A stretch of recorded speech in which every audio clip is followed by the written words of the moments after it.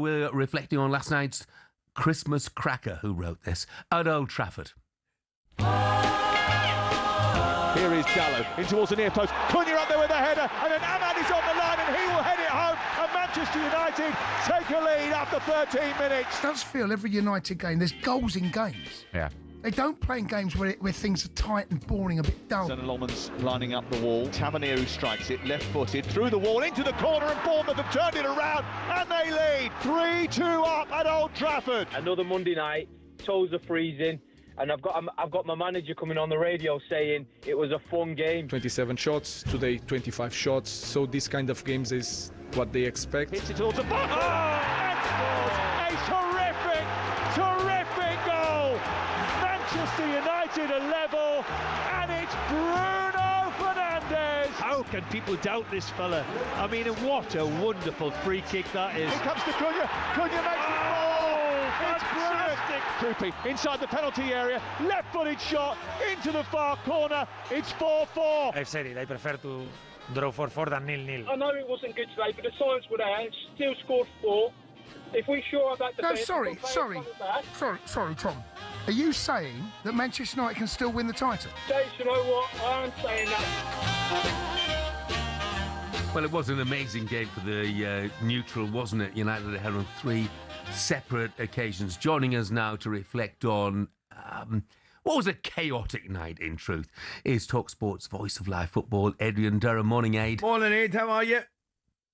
Jeff, Ali, good morning. Yeah, absolutely. I'm still buzzing after that game. I love the fact Andoni Iraola, I was in his press conference when he said that. I'd rather draw 4-4 than 0-0. I absolutely loved it. He had a big smile on his face when he said it. He did add afterwards, there's stuff we need to work on, but what a brilliant game of football. If you can't embrace the joy of that game, then football's not for you, I'm afraid. Yeah. Hey, do you know what we were looking at? Jeff and I were laughing because we were sitting watching it last night, the two of us, Ed, right? And it was 4 each. And his team got a throw in, I think, 20 yards out, and he just stuck everybody into the box trying to win the game. And it was magic to watch, wasn't it? Yeah, absolutely love all that. And listen, both sides played their part in that. And I think when we think back to how United used to play, they played like that. It would be wave after wave of attack. There would be so many efforts on goal, lots on target, which was exactly what United were last night. There's half the game that they still need to work on defensively, but you've got to remember De Ligt and Maguire have been out. They're out still. And I think if you put those two in that back three, suddenly they look a bit tighter and things look a bit better for Manchester United. But wow, what a game, an absolute classic. It was a phenomenal game, and you're completely right about that back three. But what was alarming to me, I mean, there are a lot of positives for United. But what was alarming for me was particularly in the second half, that Bournemouth ran through their midfield. They ran away from the United midfield players almost at will. Yeah, absolutely. The midfield isn't right. And I think that is the big, I heard your guest earlier saying that's the big thing to work on. And I totally agree with that.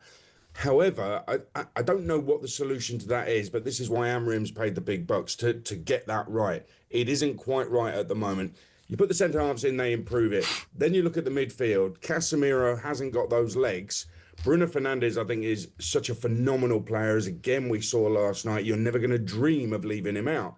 And this is what puzzled me about last night. The only thing that really, it kind of annoyed me when Kobbie Mainoo got a standing ovation for coming onto the pitch. Not because of Kobbie Mainoo himself, because he's had some very good times at Man United, a cup final winner, brilliant goal at Wolves, England appearances. He's done so much by the age of 20 and then fallen out of favour. But when you look at this team, if Kobbie Mainoo is the answer, what on earth is the question? And I don't mean that disrespectfully.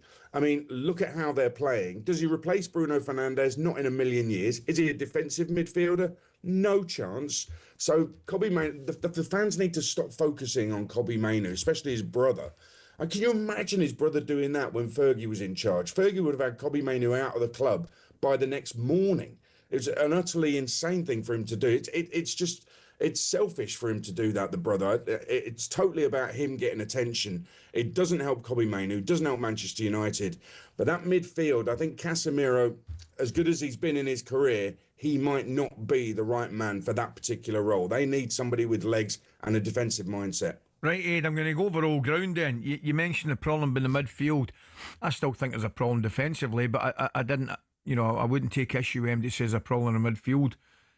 Could the midfield improve by changing its shape? Well, you have an issue there, and there was times we were discussing it with Steve Bruce, who was with us for commentary last night, and nobody knows defensive strategy better than Steve Bruce. We were talking about whether it was a 4, whether it was a 3 at the back, because at times when they didn't have the ball, they slotted into a 4, and even afterwards, Ruben Amorim said that he'd been training with a back 4. So there's times when we called it a hybrid. It was a tweak rather than a change. And it was very nuanced, very subtle.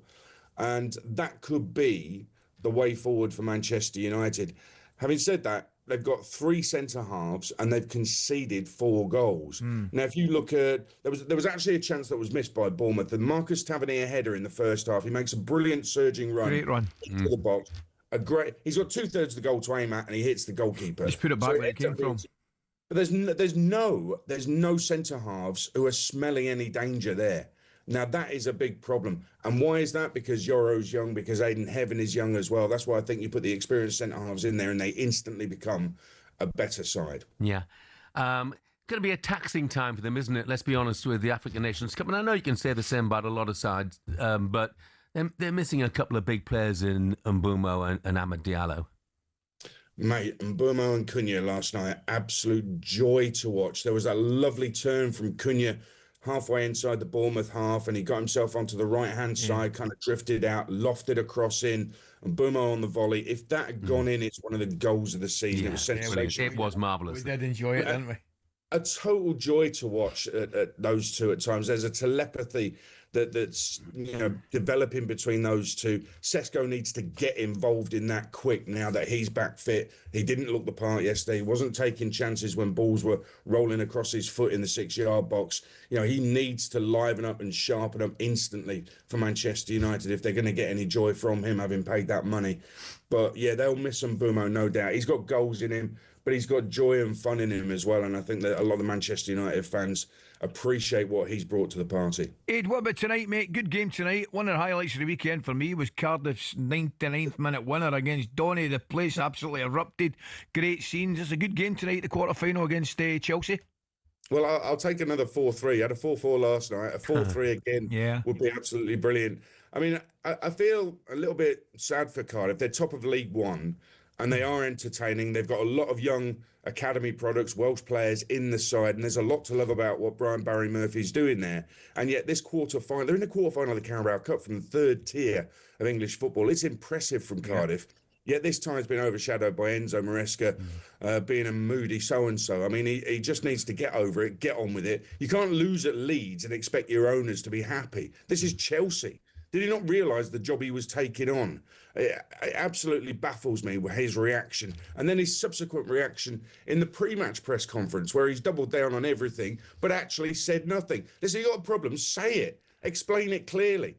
Tell us all. So we're not thinking it's the media. We're not thinking you got a problem with the fans. Tell us clearly what it is. Otherwise, just don't bother talking about it, mate.